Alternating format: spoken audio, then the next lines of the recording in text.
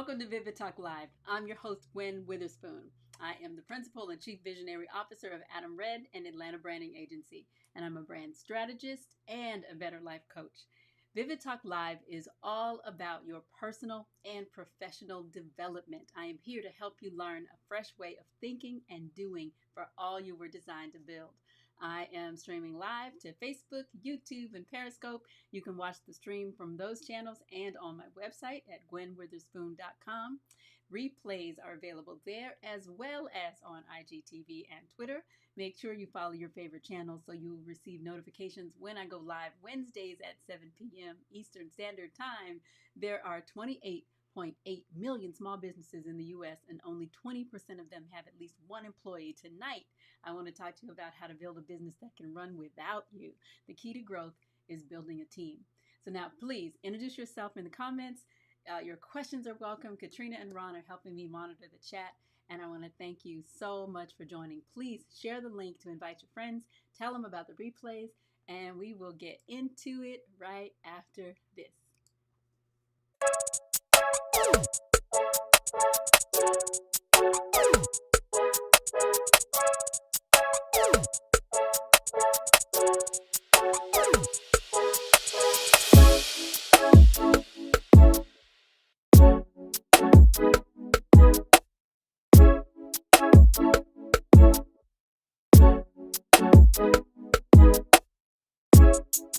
So make sure you follow Gwen Fuchsias at Gwen Fuchsias on Facebook, Instagram, Twitter, Periscope, and Gwen Witherspoon Coach on YouTube. Whew, I'm so excited to be here.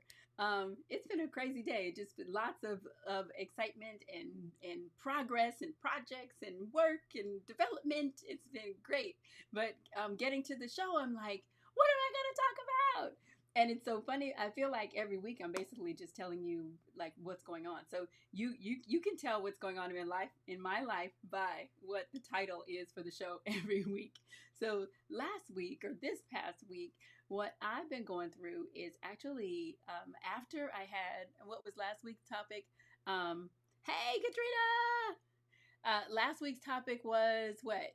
Let failure be your fuel. So I had some failure the week before, and that failure propelled me into some serious work on my business, which was heavenly. Like, I really, it was just exciting. Like, I allowed the trauma and the challenges of that week to really just propel me forward and really truly be my fuel. And so I have just been reading and studying. I've made a new commitment to reading more and developing more just as an entrepreneur, as an agency owner. I've been purposely going after, like intentionally finding books I need to read, not just because they're popular or because other people said they are books I should read, but I just started really seeking out more content around the very challenges that I face every day and the things that I need to learn. And so it's been really exciting. So in addition to all of my regular work, and in addition to working to build a team and helping to add more structure so that they could be more effective, all of those things are going on, and I'm working on my business. So it's pretty exhausting. Like, it's a lot of work. It's a lot of brain power. I'm using up all the cells I got, trying to increase that brain capacity. But I got to tell you, it's just been delightful. It's like it fills me with hope, and I think also it's gotten me to a certain level of overwhelm. Like I'm like right at the edge. Like I don't use that word very often to describe myself. Most people are easily overwhelmed when they hear my projects and hear the stuff I'm trying to get done. And when I try to get them to work with me, typically that's a word that other people use and not me. But what I'm realizing is I am feeling more overwhelmed as I try to make the step, like to step over into that leadership role, that truly visionary role that I need to be in as an entrepreneur. And I'm fighting with the doer, the technician, the one that wants to be in there, working and making sure everything is done just so. Well, that's overwhelming because those two forces are really fighting against each other. But it's also exciting because it shows me that I am growing, right? Because I'm really more willing to step over into that place that's more uncomfortable, that I don't really know that much about. I remember as I was just developing professionally when I was younger, like in my agency days when I first started, like 30 years ago.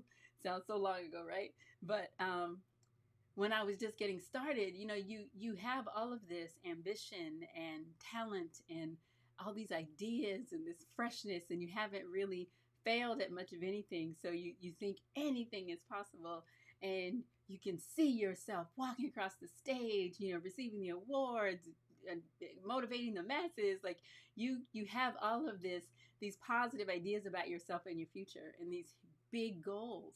And then as you grow and you kind of get beat up a little bit and things don't quite work out the way you want, and maybe you're disappointed or you've had some run-ins in relationships, all of a sudden those things don't seem like they're that possible anymore, and so it's easy to get to a point where you're like, you know what, I'm just going to do it myself. I'm going to if it is to be, it's up to me, that whole attitude. And like that, you can start kind of feeling like, well, shoot, if it's going to be done, I'm going to have to do it myself. And I've certainly been in that place myself for a long time. But what tonight is about, the title, I think it may be wrong in the in the video, and so I'll have to adjust that when I get off of the live. But the title for tonight is The Key to Growth, and there's no I in team, which we've heard that said many times, and why you need to build one, why you need to have one, right? Because I think for so long, well, let me back up. There are 28.8 million. You need volume. I don't know how to turn it up. There's no volume to turn up. Is it? I don't know. We'll see. My executive producer just told me that my volume wasn't up high enough. But there are 28.8 million small businesses in the United States. 28.8 million. And hey, Renee, there are 28.8 million. And it struck me, I looked it up, there are only 20% of those who have one employee or more. Think about that. So only 2 in 10 small business owners in the U.S. has at least one employee, which means, we hear about it all the time. We hear about it and we live it, right? That entrepreneurs are wearing a bunch of hats. If it's just you basically have to do all of the jobs. You have to think about all the roles. And it's so easy to just be overloaded and overwhelmed, right? And just to feel like you're on a wheel. And I didn't look up what the average revenue is, but I think that it's probably pretty low, right? The average small business owner isn't making a whole lot of money, typically, because they're trying to do all of it. And what I'm learning is, actually, I got asked a question when I was doing my working on the business this week, and one of them was, what type of agency do you want to build? What type of business? Let me ask you, what type of business do you want to build? And there's 2 choices. And there may be other words to describe them, but I thought it was just a really compelling way to ask the question and make a decision. She said all of the things, right? Doing everything all at once. But so what kind of business? And answer this for me. What kind of business do you want to have? Do you want to have a lifestyle business or an equity business? And a lifestyle business is one that will give you a comfortable lifestyle.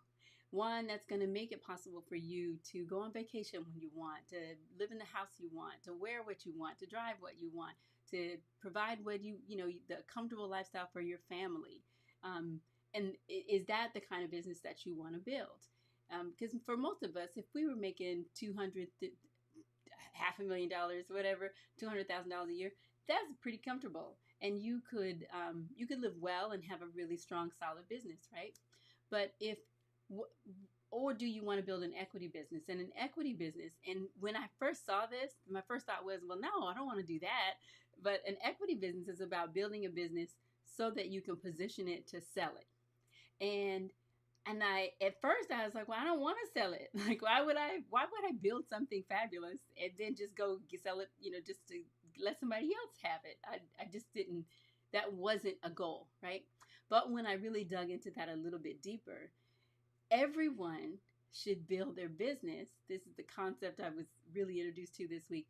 You should build your business as if you were trying to sell it, even as if your end goal was to sell it, because in order for you to do that, you would have to build a business that could survive without you. Think about that. So if you're doing everything and you're the only one who knows all the secrets and you're the only one who can pick up the phone and move that client and get them to do something that you need them to do, if you're the only one who can upsell them, if you're the only one who knows exactly where all the money is kept or how everything is done, if you are gone, there is no business. The business it disappears. So then you know what that does? It devalues the business. Isn't that deep? Because we think, I think I'm pretty fabulous. Yes, absolutely build to sell, Katrina.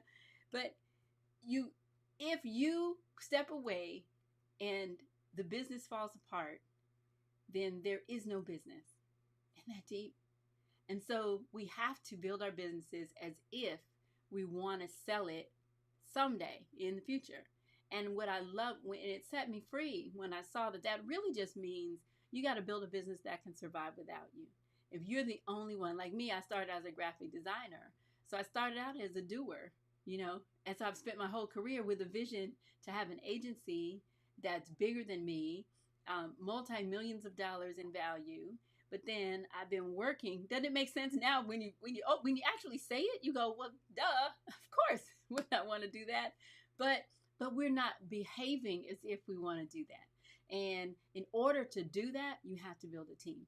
And one of the things I read recently was talking about how, like in any celebrity you can think of, I think even like Kevin Hart and just any celebrity, if you're going to do something big, a celebrity, a corporate owner, clients need to be taught to love someone else as the new owner. Oh, that's deep. That's deep, Ron.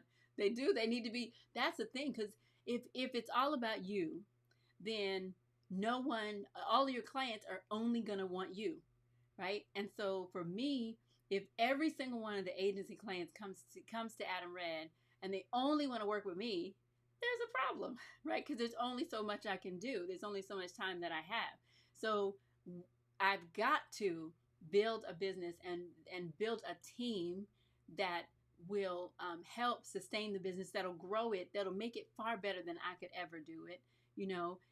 I'm one person, and there are a lot of businesses and things built around personalities, and there's nothing wrong with that. But, Oprah is not writing all the stories in her magazine, it's like we have to build teams. And well, one of the things that I read was that they said the key to growing something bigger than yourself is to start with a team and grow with them. And I, there are certainly some kind of dog eat dog, more high growth, highly competitive environments where people have very short time, there's a revolving door almost. But I think the idea ultimately, though, is that we start with a group of people and build with them. And one of my top 5 strengths, from my Clifton Strength Finder assessment is I like growing and building with people. And I'm certainly capable of doing things by myself, which Katrina has helped me prove that with Vivid Talk Live, because I was trying to find people to do it with over and over and over, and it always kept kind of coming apart. And so I'm comfortable doing things by myself. And I don't not enjoy it, right? Like I enjoy doing this show. I enjoy doing other things by myself, but I would much prefer to work with a team, to work with people. The sessions that I have creatively with Katrina, with her coaching me, with me coaching her, I like that far better than me just making something up by myself. That's one of the reasons I've always loved direct sales. I love working with people and growing with them. But when you try to work with people, right? There are problems, there are issues, there are challenges, because we're human, and it's just the nature of relationships. And sometimes when relationships fall apart, it's not always a bad thing, or from a business standpoint. Sometimes you find that great employee that you think is going to stay with you forever, and then all of a sudden they go off and they've got to do something else because you've worn them out, right? But it's okay, because we all go through seasons and growth periods and all of those things in our lives. Ron says your back office dynamism needs to be able to adapt to any changes in leadership and continue. Come on, boy. These are excerpts from his book, his upcoming book. No, kidding. But yeah, we have to get to a point where, well, first of all, answer that question for me. What do you want to build? Do you want to build a lifestyle business, or do you want to build an equity business? Whether you want to sell it or not, do you want to build an equity business? And you can put that in the chat. And so I think in order for you to, because one of the topics that Katrina had even suggested to me a while ago was talk about how I'm building my team, which is so funny because I don't really feel like I'm actually building my team. I feel like God is building my team, and God is bringing people to me. And I guess part of that is I've cast a vision, out in front of me and for the world to see. And that vision is starting to attract people to me in a different way, right? So I'm not necessarily, I'm stepping into a mode now where I am intentionally looking for people and trying to identify specifically, which I'll talk a little bit more about that, exactly what I need. But for the most part, I feel like the current team has come to me, which has been a really divine experience. And, but what I realize is in the middle of all of this, if I am going to build a team or build a business that can survive without me, then I need to look at myself and decide how is it that I'm operating that either helps that goal or hurts it. And as I go through the tug of war, right, where I'm struggling with being the doer and trying to be the leader, all those things all at the same time, what I'm realizing is you really have to understand what kind of business owner you are. And I love this. I love a book called The Eve Myth Revisited. I probably mentioned it before, by Michael Gerber. And one of the concepts that he talks about is he asks, are you a technician, a manager, or an entrepreneur? Right? And essentially, it's just like any other personality assessment. We all operate in all of them to some degree when we are a small business owner. However, what he talks about is the premise ultimately is that you want to spend more time being an entrepreneur. So part of this idea of building a business as if you wanted to sell it in the future, another part of that is really creating your business using a franchise model. So again, even if you are only going to have your one company and that's it, and you're not trying to build one on every corner like McDonald's, we still want to look at McDonald's, look at other franchises, and build our businesses the way they did from a point of principle. And so first, I want to go back to technician, manager, and entrepreneur. So let's see if you see yourself in these three. So one, a technician likes performing their skill, right? If you are, I'll use folks on that I know are on the live. If you are a massage therapist, and you own a spa, then if you are doing the massages, then you are operating as a technician, right? If you are, a product developer, right, and you are physically making the product yourself, you're operating as a technician. If you are a photographer, right, and you are doing the photography yourself and you have a business, right? So this is, I'm a massage therapist. Michael Gerber calls it the entrepreneurial seizure. When the massage therapist says, oh, I don't need to work with these people. This didn't happen, I don't think, to the person I'm talking about. But I'm a massage therapist. I don't want to work with this guy anymore. I'm going to go over here. I can have my own business. Well, Michael Gerber calls that the entrepreneurial seizure, where a graphic designer works for a company, can't stand the boss, decides, oh, I know how to do this. I can do it myself. I'll start my own business. I'll start my own graphic design business. Well, if you're working in the business, offering the service that's provided by the business, you're operating as a technician, right? And then the manager. The manager likes to keep things running smoothly, and they spend a lot of their time in meetings, talking to people, directing folks. They like kind of keeping things in order and managing people and resources and those kinds of things. And a manager is great. Like, we all have to manage our businesses. That's why we're wearing so many hats, because we have to look at every aspect of the business and make sure that that is running carefully. The challenge with that is if all we're doing is managing the resources and elements that are right in front of us, can you see how that would be very limited? Because all we're doing is keeping the machine running. We're not necessarily building a new machine, right? So then the entrepreneur likes to think about the future and really has a long-term perspective.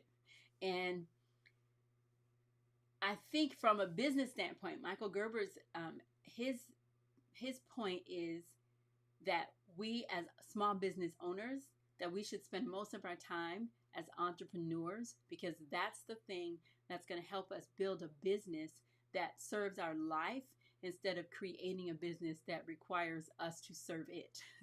Right? He talks about the fact that you can leave a job because you want more freedom, because you want to be more creative, you work on your own schedule, all these reasons that we start businesses, but then you can create the worst job that you've ever had because as a small business owner, you have to be in it. Like you could, before, at least you could leave maybe after your 8-hour shift was over. But when you're a small business owner and you're wearing all the hats and doing everything all by yourself, then now you have to work. Like, I got a new, I started using a new app to manage to clock my time. I'm clocking 60 plus easy by Monday through Friday. Like that's not even including any weekend work I might do. And so, I enjoy the work, and I think there's like now I'm putting in the work and I'm investing that time, but that's unsustainable. And I don't know about you, but I want to be able to go on a trip. I want to be able to just enjoy stuff. I want to go crochet a sweater, right? I got some ideas I need to work out. I want to make some jewelry. Like, I just want to be able to chill. I want to go watch a binge watch on Netflix with Mr. Witherspoon, right? Like, there's so many other things that I could be spending my time on. So I don't want to indefinitely have to work 12, 13, 14 hours every day and in day in and day out. Otherwise have things, possibly fall apart. Who wants that? But we're creating that if we are not building our business as if we wanted to sell it one day. Okay. And I love this because this is something I've discovered his book decades ago. And in my mind, it really spoke to me because I love building charts and planning and doing all of that. So it's nothing for me to create an organizational chart for my company or for a project or help a client do that. But now that I'm really in it, really trying to build a business and really learning about myself and seeing that I am the reason that it's taken so long, and that and which I've been growing the whole time. So I don't feel like that's been wasted. But now I'm recognizing, I'm really examining myself more because I really want to move forward. I really want to build a business that can survive without me. I want to build something that gives everybody that I'm involved with an opportunity to build the best situation for themselves, right? And for us to come together and collaborate and build something bigger that we couldn't do by ourselves. So that's requiring that I look at me, right? I can't expect to operate the same way I was years ago or even last month or last week and expect that I'm going to be able to walk into this new phase of my life and my business that I really have been working on my entire adult life, right? So I wrote down 7 things that you can do to help you build a team. 1, you got to start with an organizational chart.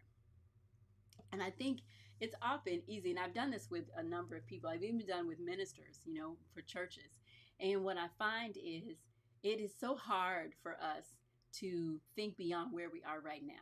And I remember I did a chart, a organizational chart for a church leader, and they looked at it and said, we're not ready for that. And I'm like, they totally missed the point. I'm like, no, you're not ready for every single solitary person in this chart. But this is a good framework for you to work toward, so that you know what kinds of leaders you're looking for, what kinds of how you're going to divide up the areas of responsibility, and like all of these things are really important for you to start thinking through. And what I realized is if you just start there, that is going to help you start getting in your mind, what is it going to take to do this? Because when you're doing 10 jobs, it's hard for you to recognize when one job starts and when the other one stops, right? Because we're just fluidly going in and out every day, all day. But you have to think through, if you're going to build a business that can survive without you, then you've got to think through, what needs to happen, what roles do I need in this company, and what would what would the hierarchy be? What kinds of managers do I need? Well, how am I going to take care of legal and accounting, and how am I going to deal with all these things? And so my goal, so what I want to challenge you to do is to write an organizational chart. And even if you've done it before, I want you to pull it out again and think, okay, now how am I going to use this, and what adjustments do I need to make in it? Because as you grow and as you do more and you learn more, you can be smarter about how you divide responsibilities. You can start out with and which is typical when you start, when you write your first one, you're going to start out with a pretty like pie in the sky, broad, big, something that, you may not have one potential employee in sight, but you may see, I need 20 people, right? And so you can start with that, but then you can also back up and go, okay, I'm going to start, how am I going to get to this? So what I liked about Michael Gerber's book, The E-Myth Revisited, is he talks about creating the organizational chart first. Then, so the second step is, if you don't have the people to fill the roles, find third-party resources. And this was something that I just kind of started doing organically and didn't really do it on purpose, right? So I want you to think about it. So you can, you say you need 5 key departments. Typically you need marketing, you need admin, you might need business development, just whatever your top 5 are. Or maybe there's 3 departments, and under that you might need a manager, a coordinator, an assistant, an intern, right? But then you can look at those roles, and you might be able to fill some of those roles with a third-party app. Now, especially with all of our technology. So technology might help you leverage where you may not have a person. I know we started using Infusionsoft 7 years ago, and one of the reasons that I invested in that tool was because I wanted to leverage my time. So if you can create an automated email campaign, that campaign can be connecting and talking and reaching out to people when you don't have time, or when you have to do something else, and the emails can be warming people up. That's a job. So if it's going to cost me a couple $100 a month to have a service like that, like it doesn't anymore. That's good. That's the best thing. But back then it did. So it was a couple $100. Well, I couldn't pay somebody full time to do the work that technology was doing for me. So that made sense to invest some money into that, right? So that's one way to do it. The other way is you could get advisors that could help you. Maybe people that just are professionals. SBA has a SCORE program where you can talk to retired professionals and just get their advice and get their coaching. So you may have a suite of those. Instead of, maybe you can't afford it right now to pay one coach, go through a full program with one person. Maybe you can invest in a couple of books, find some people in the industry that you don't even know, right? And maybe their writing, their instruction, their information really speaks to you and your industry. And then you can use them as mentors, and you can use their knowledge to help you fill in some gaps, right? You could, like when I talk about third party, you could even hire. So maybe you can't afford to pay someone to be your full-time administrative assistant, but you can hire somebody to be a virtual assistant for you, maybe a couple of hours a month, or to do a specific project. So I think we've been thinking too narrowly. It's like, as an entrepreneur, either I can hire somebody, pay them a full-time salary, give them benefits, give them equipment, pay for all of this stuff, or I can't. And I think that's not the way to think about it. I think you create your organizational chart, figure out what you need, and then you start figuring out, how can I get these needs met from where I am right now? Okay, that's the second thing. So then the third thing is, define the help you need. So I have a chart, an organizational chart, but one of my exercises this week has been really looking, and I even had someone else ask me, what roles do you feel like you are missing? And when I was asked, I was like, oh, well, I answered it, but I really gotten to a point where I was trying to really solve the problem. So I didn't answer it really as clearly and as intentionally as I am answering that very question now. And what I'm doing is, I'm not getting intimidated by all the holes in the chart, right? But I am looking at, okay, what is a foundational core? And even the people that are on my team, I'm looking at them and going, okay, with the availability that they have right now, with the skills they have right now, and how can I get this work done? How can I take more off of my plate and distribute it among other people in a more equitable way, so they can grow and they can learn and they can have successes and they can invest themselves, and then I can be free to do more of the visionary work and the operational work, right? And business development. I can make more money if I'm freed up from being a technician and a doer, and I'm acting more like an entrepreneur. We can make a whole lot more money. And I think that's where we miss the boat as entrepreneurs.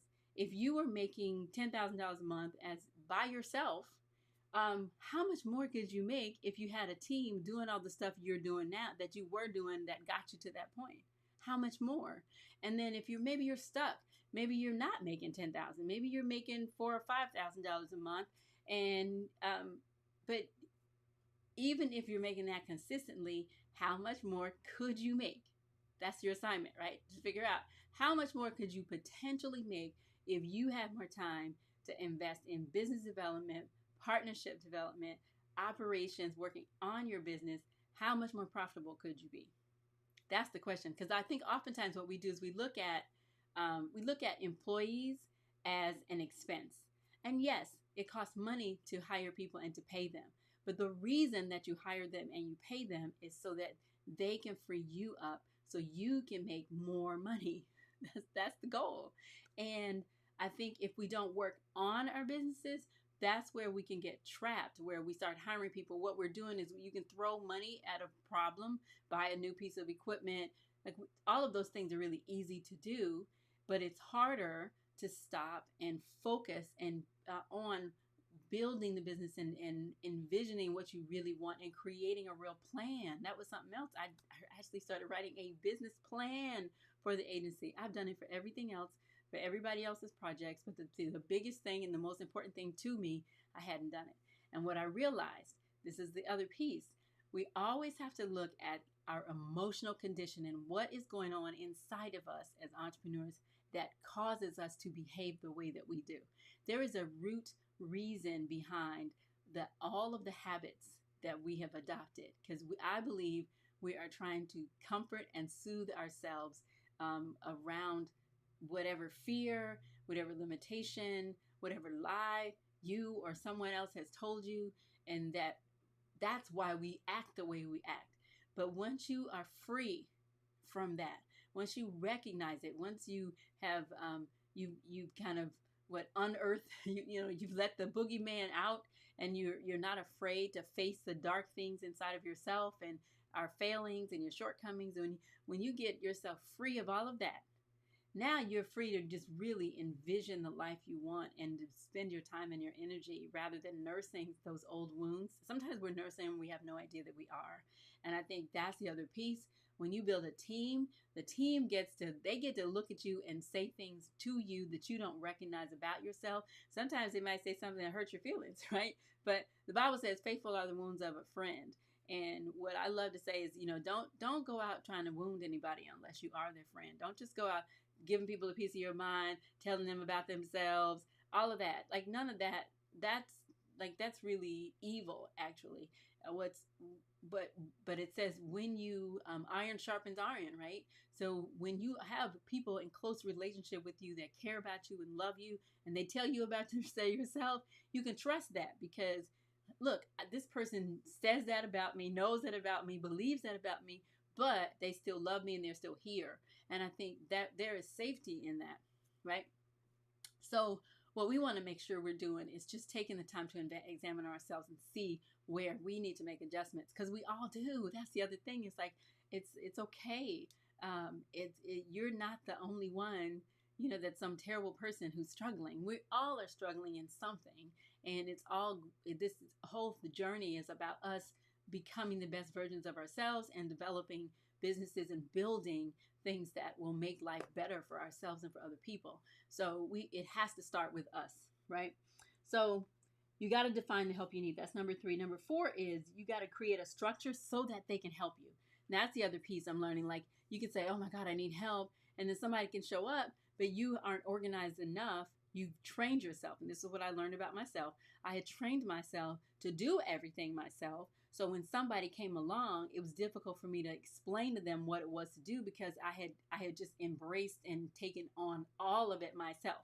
So what I learned is I have to, if somebody's going to come along and say, hey, yeah, I want to work with you, you've got to have a structure that makes it possible for them to step in and do something where you can say, hey, I need this done, right? And if not, you're never going to get people that can step in and invest themselves in the situation, because you are training them to have to wait for you.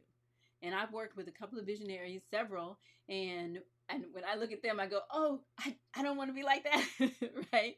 I mean, not all of them, but you can see when somebody else's behavior, and if you have similar personality and tendencies as them, you realize, okay, wait, I probably do that to other people as well. And what I learned was, if everything is centered around me, then that means that I am going to be the bottleneck for everything, because everybody has to wait for me to give the go ahead, to give the information, to do whatever. So there's no way you're going to build a business that can go without you if you're functioning that way. And if you are used to doing everything yourself, there's no way that you're not doing that. It's not possible. So we have to create a structure that makes it possible for people to actually help us. And number 5 is, you have to, this is one of the tips from Michael Gerber. I mean, he didn't say it this way, but this is my paraphrase. You need to do the job first so that you can define what needs to be done. So you build a chart of all the positions you need. If you have a business partner, then you both look at that whole chart and say, okay, I'm going to do these activities, and I'm going to do these roles, and I'm going to do these. And then what you do is you systematically go in, do each job, so you know exactly what it takes. And as you do it, because this is where we're not saying, I mean, I'm not suggesting that you don't do anything in your business. I'm not suggesting that you don't perform the service. But what I am suggesting is you do the service long enough for you to understand exactly what it takes to get it done, and the way you want it done, and the way it needs to be done in order for your business to work well and to prosper. And then you document it. So this is where we miss it. We'll do the work, but we're not documenting it. We're doing everything. It's faster for me to do it myself. Many times it's like, now I have the delightful opportunity to have my niece working with me as an intern for Adam Red. And I'm like, I can't expect her to step in and just know what to do. I have to be able to help her. I have to be able to document what I've done. So going back, clearly it takes longer for me to document step by step by step by step, to give her background information on why all of these steps are necessary, what this means to the process, like helping her understand what it is she's actually trying to accomplish, rather than just trying to tell her, okay, do this, this, this, and this, right? Because then she's still dependent on me. So it's longer. It takes a lot longer to do that. But if I'm going to build a business that can survive without me, then I have to approach it that way. So now, once I get it all defined, each position, theoretically, then you document all the steps. You have a guide that you've created. Then when someone comes along that can perform that role, then you give them the manual. So just like a franchise, if you open a McDonald's, that's the point of investing the money in buying into a franchise, is because someone else has already created a systematized business. So all you have to do is step in and just operate it, right? So that's what makes it possible for other people to run your business, and you don't have to be there physically every day. Then you could be on a cruise with the towel animals. I can't wait to do that with Katrina. But that's you have to do the job first and document it. Then, that's number 6, you have to document it. Then number 7, which I talked about also, you have to train them. You use it to train. You don't just just tell them what to do, because if you were in a position where you're telling people what to do and just delegating tasks, there's no way they're ever going to be able to do the work without you. Even if they're able to do the work without you, they won't step up to do it, because you haven't given them permission to actually step in and take ownership of it. And so the fight I have constantly is I'm trying to give people an opportunity to take ownership. And one of the things also that Michael Gerber talks about in his book is Now you can make the mistake. Say you're the technician, you're doing everything, you're doing every job in the business. Then maybe you get somebody that can do the work, and you're all giddy and excited about that. So another mistake we make is then we give them all the responsibility. So then that person basically steps in and ends up doing the same thing that you did, only they don't own it, right? So one day they can collapse and be like, nope, take this job and shove it. And then you come back and now you've been out of it, and now you really don't even know what to do anymore, and the business is devastated. So you can't just hire people and throw them to the wolves and hope they make it, right? We still have to be involved and engaged in it. And but you need to be involved and engaged in it as an entrepreneur, not as a technician or just a manager, right? Isn't that delightful? That makes me happy. Like when I think about it. And I think the other thing you want to think about too, if you're going to build a business that can survive without you, it has to be able to scale. And I mentioned this as well. There was an angel investor that I had the opportunity to work with very briefly, and he talked about the fact that when he looks for a business that he wants to invest in or that he's thinking about investing in, he asks himself, can it be scaled from a fruit cart to a grocery store, right? Can it be scaled? And the way you can scale, so think of that. I think you can look at having a team as scaling yourself, right? You want to have a way to take all the work that you've learned and everything that you've gotten, because that's not wasted time. The work that you've invested as a technician in your business, but you want to take that and leverage it, and you can impart all of that wisdom to other people so that you can scale yourself, scale your own abilities, scale your wisdom, scale your experience, all of that, so that that business can then survive without you. And then that's the sweet spot where whether you want to sell it or whether you just want to be able to do other things. Maybe you want to go off and invest in other businesses. I have a friend who's an entrepreneur. She turns her managers into owners of her company. They own part of the business, and as a reward for investing their time and energy in building her business. And I just think it's just a beautiful way to do it, right? You want really great, loyal people, skilled, capable folks that love what they're doing, that enjoy working with you. And but there's so many different ways to do it.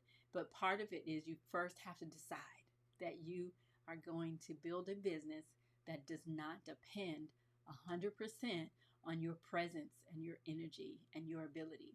But that ultimately, and I was reading too when and this is it. This is the last point or last comment. I was reading too. It was saying how there was this amazing percentage of companies that the founders ultimately got kicked out because the board of directors was like, you got to go.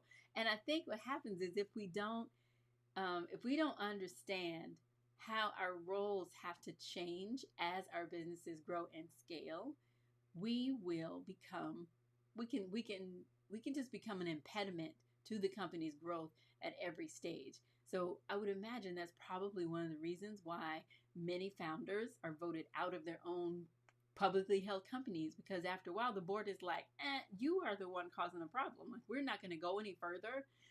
Even Steve Jobs, he got kicked out, right? They invited him back later, years later, but how he was operating was actually hurting the business, and the board was like, okay, if this is going to continue, we got to get rid of you. And so I don't think that's something you should be afraid that maybe somebody will kick you out of your own company. But I think it's something to be aware of, that why would you need to be kicked out if you were operating and you were still an asset to the entire operation, not just if it was just your business for your lifestyle. That's one thing. But if you want to build something bigger than yourself that can live on without you, then we have to just operate differently. And so I want to challenge you this week. Think about but there's no I in team, right? We've heard that a lot, but really understanding why you need a team. And I think if you just start shifting even that mentality, because that's been a process for me as well. I've said I wanted a team. I said I wanted to build a company. I had all these organizational charts that I'd created. But then I realized in reality, because I had to, at the time, I had to do everything, or at least I felt like I did. And so that's the thing. We have to get out of that mentality that you have to do it, and that there are people that will help you, and there's ways for you to get the help that you need. And so now my whole mindset is shifting to, I'm looking at, how do I get something done through other people and some other way other than just me physically doing it. And, just planning it has been delightful. That has brought so much peace for me as well. So think about that this week. How are you going to build your team, and what kind of business do you really want to build? And it's okay if you say, I want a lifestyle business, because you can make a lot of money doing that and do really well. So it's just a matter of what it is you're trying to build. And I think for me, I had to recognize what I was saying I wanted one thing and behaving in another way, not really even understanding that that's what I was doing. But now my eyes are open, and I'm working on building a team so I can build a business that's bigger than me, that will survive long after I retire, which probably won't be very long, because I love doing this work, but I could be doing other things too. And the business could just be a way of having more impact, and being able to help more people. So I have to get out of the way, and I like that idea. Anyway, thank you so much for joining me. I am going to remind you once again to follow at Gwen Fuchsius on, let's see, make sure it runs there.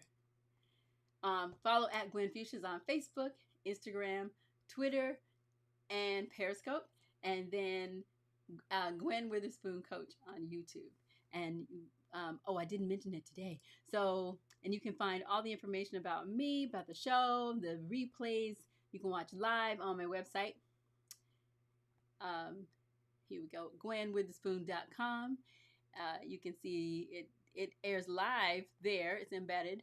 Or you could go directly to the channels, and all of the replays are here. You can contact me here if you have any questions or comments. Find all the social links, everything you want to know about me. Well, almost everything, most of it. And we'll see you here next Wednesday at here. Let me go there. We'll see you next Wednesday at 7 p.m. Eastern Standard Time, live right here. Thanks for joining me. Bye-bye.